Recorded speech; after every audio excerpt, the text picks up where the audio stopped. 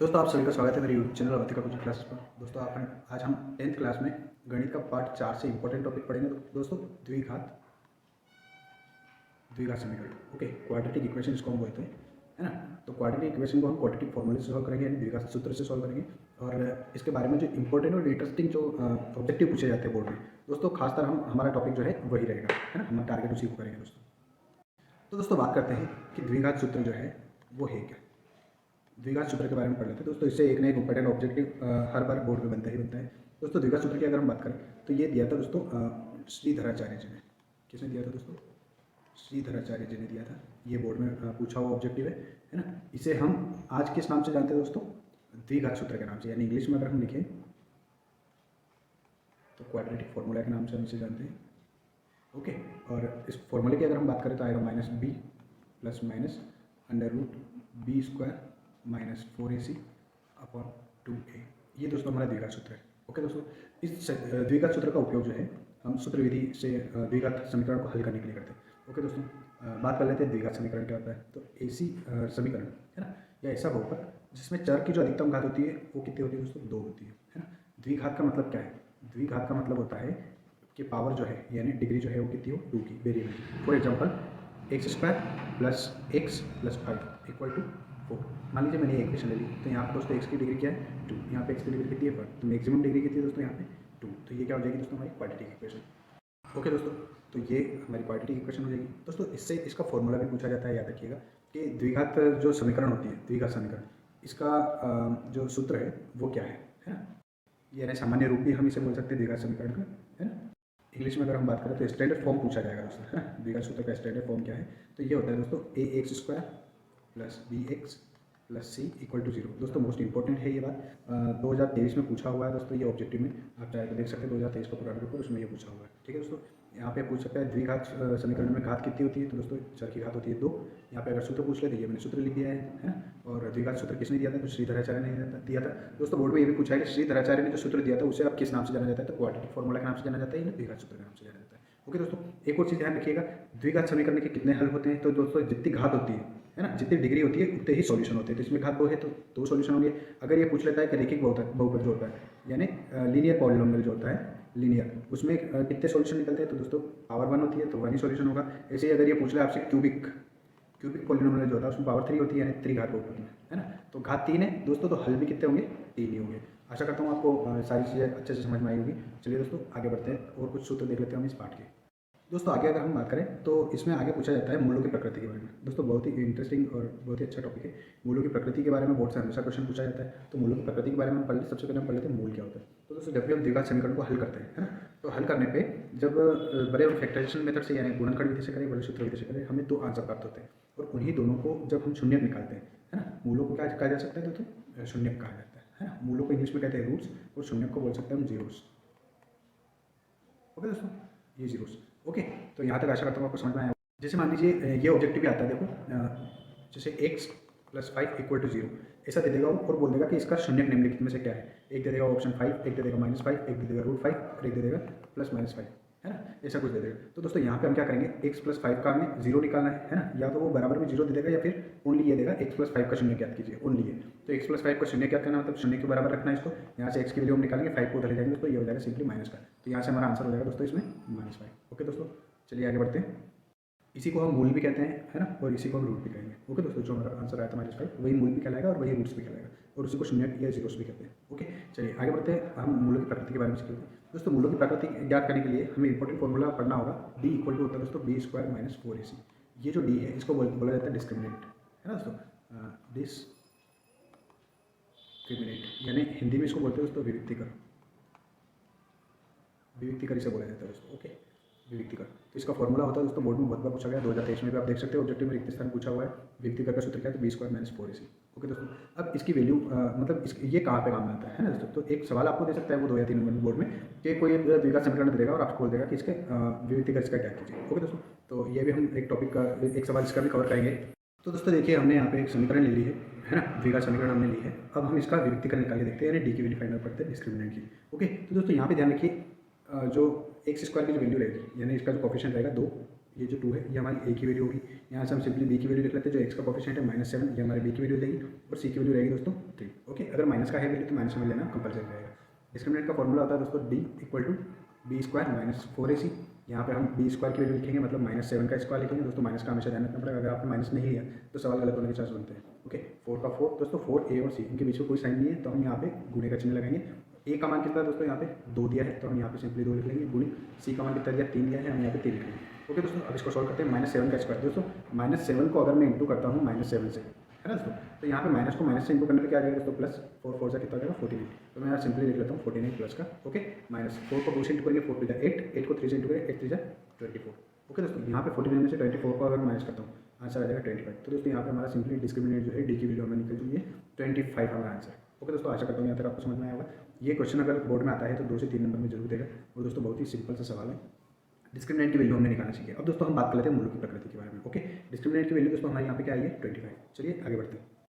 दोस्तों अगर कुछ सीखने को मिला है तो आप प्लीज़ मेरे वीडियो को लाइक करें, शेयर करें, और अगर वीडियो में आपको अच्छा लगा तो मेरे चैनल को जरूर सब्सक्राइब कर लें। और जो भी 10th क्लास या, क्योंकि यहाँ पे आपको हर सब्जेक्ट की वीडियो मिलेगी, धीरे धीरे मैं कोशिश कर रहा हूँ हर सब्जेक्ट का वीडियो बनाने के लिए, है ना। तो दोस्तों आप इसको जरूर चैनल को सब्सक्राइब कर लें, ताकि आपके अगर घर पर कोई स्टूडेंट है तो आपकी अच्छे से हेल्प हो। ओके, तो दोस्तों हम मूलों की प्रकृति के बारे में बात करें तो मूलों की प्रकृति जो है वो डिस्क्रिमिनेंट की वैल्यू के ऊपर डिपेंड करेगी, यानी विभक्ति करके मान क्या आ रहा है उसके ऊपर निर्भर करेगी। दोस्तों अगर डी की वैल्यू, सिंपल से तरीके से मैं समझा रहा हूँ, देखिए समझिए, डी की वैल्यू अगर 0 के बराबर आती है ना, 3 चीज़ें हो सकती है, या तो डी की वैल्यू 0 के बराबर आ जाए, या फिर डी की वैल्यू जो है वो 0 से छोटी हो जाए। देखो ये खुला हुआ मुँह 0 की तरफ है, मतलब 0 बड़ा है, 0 बड़ा है मतलब डी छोटा होगा। यहाँ पे डी की वैल्यू बड़ी हो जाए 0 से, मतलब देखिए ध्यान से समझिए दोस्तों, 0 से छोटा हो डी मतलब क्या होना चाहिए, नेगेटिव होना चाहिए, यानी ऋणात्मक होना चाहिए। ओके, 0 के बराबर हो तो 0 ही रहेगा उसकी वैल्यू, लेकिन अगर 0 से बड़ा हुआ दोस्तों तो उसका आंसर जो है पॉजिटिव आएगा, जैसे कि अभी हमने निकाला था 25 आया था। ओके दोस्तों, तो ये 3 कंडीशन हो सकती है। इन 3 के बेस पे जो है, इन कंडीशन के बेस पे हम यहाँ पे इनकी प्रकृति लिखेंगे। अगर नेगेटिव होता है तो हम यहाँ पर लिखेंगे अवास्तविक मूल। क्या लिखेंगे दोस्तों, अवास्तविक मूल, मतलब मूल कैसे होंगे दोस्तों, अवास्तविक होंगे। आशा करता हूँ तक समझ में आया होगा। इसको हम लिखेंगे नॉट रियल। ओके, अगर डी की वैल्यू 0 आती है तो हम यहाँ पर लिखेंगे वास्तविक, वास्तविक और बराबर। मैं यहाँ पे बराबर का चिन्ह लगा देता हूँ दोस्तों। वास्तविक को हम बोलेंगे रियल, है ना। वास्तविक को क्या बोलेंगे दोस्तों, इंग्लिश में हम लिखेंगे रियल, और बराबर के लिए हम लिखेंगे इक्वल। ओके दोस्तों, रियल एंड इक्वल। इक्वल का मैंने चिन्ह लगा दिया, आपको इक्वल लिखना पड़ेगा। अगर पॉजिटिव आती है दोस्तों तो वास्तविक होंगे, वास्तविक यानी रियल होंगे और अलग अलग होंगे, क्योंकि हमें 2 मान मिलते हैं दोस्तों, है ना, तो वो दोनों ही मान हमें अलग अलग मिलेंगे, यानी रियल एंड डिफरेंट। ठीक है दोस्तों, रियल एंड डिफरेंट। तो ये 3 तरह का दोस्तों नेचर होता है। पहला नेचर ये ऊपर लिखा है अवास्तविक, दूसरे में वास्तविक एंड इक्वल, और तीसरा नेचर होता है हमारा अवास्तविक यानी वास्तविक और अलग अलग, यानी रियल एंड डिफरेंट। तो दोस्तों यहाँ पे हमें डी की वैल्यू निकालना है। अगर मान नेगेटिव आता है, ऋणात्मक आता है, तो हम मूलों की प्रकृति क्या लिखेंगे दोस्तों, अवास्तविक। अगर डी का मान 0 आता है तो हम लिखेंगे वास्तविक, और डी का मान अगर 0 से भी बड़ा होता है, यानी पॉजिटिव नंबर होता है, कोई धनात्मक संख्या होती है, तो हम लिखेंगे वास्तविक और अलग अलग मूल। ओके दोस्तों, चलिए आगे बढ़ते हैं। दोस्तों अब सवाल ऐसा देगा कि आपको जैसे एक दीवार समीकरण दे दी और आपसे पूछ लेगा कि इसमें मूलों की प्रकृति ज्ञात कीजिए। तो दोस्तों आपको कुछ नहीं करना है, सिंपली आपको डी की वैल्यू निकालना है, जैसे कि अभी हमने पहले निकाली थी। और मान लीजिए डी की जो भी वैल्यू आती है ना, उसके हिसाब से हम इसकी प्रकृति लिख देंगे। जैसे डी की वैल्यू अभी कितनी आई थी दोस्तों, 25 आई थी, तो यहाँ पे पॉजिटिव नंबर है, मतलब रूल कैसे होंगे दोस्तों, रूट जो है वो होंगे दोस्तों वास्तविक और अलग अलग, अलग अलग, यानी दोस्तों रियल होंगे एंड डिफरेंट होंगे, डी आई डिफरेंट। ओके दोस्तों, मतलब 2 जो हमें आंसर मिलेंगे वो दोनों अलग अलग मिलेंगे। आशा करता हूँ यहाँ तक समझ में आएगा। चलो दोस्तों, इसी से रिलेटेड हम 2 क्वेश्चन देख लेते हैं जो बोर्ड में बहुत ही इंपॉर्टेंट होते हैं। तो दोस्तों आइए आगे बढ़ते हैं। ये हमारी ए की वैल्यू हो जाएगी, ये बी की वैल्यू हो जाएगी, और ये सी की वैल्यू हो जाएगी। दोस्तों इसके लिए मैं पहले आपको क्वेश्चन समझा देता हूँ, है ना। ये इक्वेशन हमें दी है क्वाड्रेटिक इक्वेशन, और इसमें हमें के की वैल्यू ऐसी फाइंड करना है जिसके लिए मूल जो है वो बराबर हो। ओके दोस्तों, तो चलिए ए बी सी की वैल्यू हम सिंपली यहाँ पर लिख लेते हैं। पहले ए की वैल्यू हो जाएगी दोस्तों हमारी 2, बी की वैल्यू हो जाएगी हमारी के, और सी की वैल्यू हो जाएगी दोस्तों हमारी 3। अब देखिए दोस्तों, रूट इक्वल होंगे, यानी मूल कैसे होंगे दोस्तों, बराबर होंगे। कब होंगे दोस्तों, जब डी का मान किसके बराबर होगा, 0 के बराबर होगा। अभी हमने मूलों की प्रकृति के बारे में पढ़ा है, तो डी का मान 0 होना चाहिए। डी की वैल्यू क्या होती है दोस्तों, बी स्क्वायर माइनस 4ac बराबर कितना होना चाहिए, 0। तो बी स्क्वायर के लिए बी की वैल्यू लिख देता हूँ मैं। बी की वैल्यू क्या है दोस्तों, के, तो के का स्क्वायर लिख दूंगा, -4 का 4 इंटू ए की वैल्यू कितनी देर की दोस्तों, 2, ये लिखा 2, और सी की वैल्यू दोस्तों कितनी देर की है, हमें सी की वैल्यू यहाँ पे लिख दी मैंने, सजेस्ट करके 3 इक्वल टू कितना हो जाएगा दोस्तों, 0। ये हो जाएगा के स्क्वायर -4 को 2 से इंटू करेंगे 8 8 को 3 से इंटू करेंगे दोस्तों 24 इक्वल टू कितना हो जाएगा 0। यहाँ से के स्क्वायर इक्वल टू -24 को अगर मैं उधर ले जाता हूँ दोस्तों ये हो जाएगा प्लस का 24। यहाँ से के की वैल्यू अगर मैं निकालूंगा तो अंडर रूट 24 आ जाएगा। अंडर रूट 24 की अगर मैं वैल्यू निकालता हूँ दोस्तों, है ना, फैक्टराइज अगर मैं इसका करता हूँ, फैक्टर करता हूँ, तो ये हो जाएगा 2 इंटू 2 इंटू 2 इंटू 3। तो यहाँ पर सिंपली दोस्तों 2 जो है हमारा जोड़ा बन के बाहर आ जाएगा और रूट में 2 और 3 का गुना हो जाएगा दोस्तों 6 आ जाएगा। यानी हमारी के की वैल्यू यहाँ पे आ चुकी है, यहाँ पे लिख देता हूँ अलग से, के इक्वल टू 2√6। ओके दोस्तों, आशा करता हूँ इस सवाल आपको समझ में आया होगा। चलिए आगे बढ़ते हैं बिना देर किए। तो दोस्तों ये हमने एक सवाल ले लिया है, 4.1 का सवाल है। अगर आप चाहें तो बुक में देख सकते हैं। 4.1 का सवाल है दोस्तों, फर्स्ट सवाल है। ये हमें एक इक्वेशन दे रखी है और इसको सॉल्व करके हमें बताना कि क्वाड्रेटिक इक्वेशन है या नहीं है। दोस्तों हर साल बोर्ड में पूछा जाता है, मोस्ट इंपॉर्टेंट सवाल है और इसी टाइप के बाकी इसमें सवाल कुछ दिए हुए हैं। तो अगर आपको ये करना आएगा तो आप इजीली बाकी सवाल भी कर सकते हैं। दोस्तों यहाँ पे हम 2 तरीके से सवाल को कर सकते हैं। आप चाहे तो यहाँ पे फॉर्मूला लगा सकते हैं, आप चाहे तो बिना फॉर्मूले के भी कर सकते हैं। मैं फॉर्मूला लगा के नहीं कर रहा हूँ, मैं बिना फॉर्मूले के कर रहा हूँ। ओके, तो ये हो जाएगा x+1 इंटू x+1, क्योंकि इसका स्क्वायर दिया है मैं इसको 2 बार लिख लेता हूँ। इक्वल टू हो जाएगा दोस्तों 2 को मैं x में इंटू कर दूँगा 2x हो जाएगा। 2 को जैसे मैं 3 में इंटू करूँगा तो ये हो जाएगा -2 3 6। ओके दोस्तों, यहाँ पे x को x से मल्टीप्लाई करना है, क्या हो जाएगा दोस्तों x²। यहाँ पे x² किससे हुआ दोस्तों, इसके लिए मैं एक सिंपली एक वीडियो सेपरेट बना रखा है जहाँ पे चरों का गुना भाग जोड़ घटाव सब दिया है उसमें। x का गुना जब मैं 1 में करूँगा तो x हो जाएगा दोस्तों, प्लस वापस इस 1 को अगर मैं x में मल्टीप्लाई करूँगा तो x1 x, और इसी 1 को वापस में 1 में मल्टीप्लाई करूँगा 1 हो जाएगा दोस्तों 1 इक्वल टू हो जाएगा 2x - 6। इसको हम सॉल्व करेंगे दोस्तों, ये हो जाएगा x² x + x हो जाएगा दोस्तों 2x। सिंपली ये 2x को मैं बराबर के इधर ले लेता हूँ, प्लस का था उधर दोस्तों, इधर आके माइनस का हो जाएगा 2x, और -6 को मैं इधर लेता हूँ दोस्तों, ये +1 ही सही, इस -6 को इधर ले लेता हूँ दोस्तों, ये भी प्लस का 6 हो जाएगा और बराबर के उधर आ जाएगा दोस्तों 0। यहाँ पे देखिए प्लस का 2x है और माइनस का 2x कट जाएगा, बचा क्या हमारे पास दोस्तों x² प्लस 1 में 6 को प्लस कर देंगे दोस्तों, ये हो जाएगा 7 इक्वल टू 0।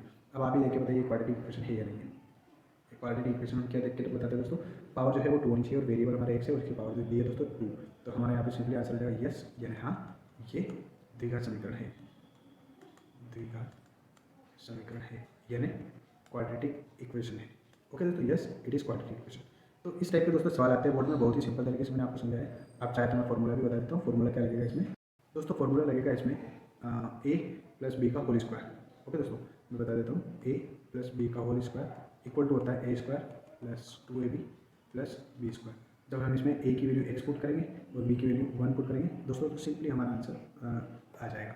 ओके दोस्तों, फिर हम सभी सभी को एक तरफ लेके क्वाड्रेटिक इक्वेशन है या नहीं वो चेक कर लेंगे। ओके दोस्तों, आशा करता हूँ वीडियो से आपको बहुत कुछ सीखने को मिला होगा दोस्तों। इसका एक पार्ट और बनेगा दोस्तों, इस 4 पार्ट के में एक वीडियो और बनेगा और मैं जल्दी वो वीडियो अपलोड करने की कोशिश करूँगा। ओके दोस्तों, वीडियो देखने के लिए धन्यवाद। अगर आपको कुछ सीखने को मिला तो लाइक शेयर सब्सक्राइब जरूर करें और आपके भाई का जो है सपोर्ट करते रहे। ओके दोस्तों, धन्यवाद। जय हिंद, जय भारत।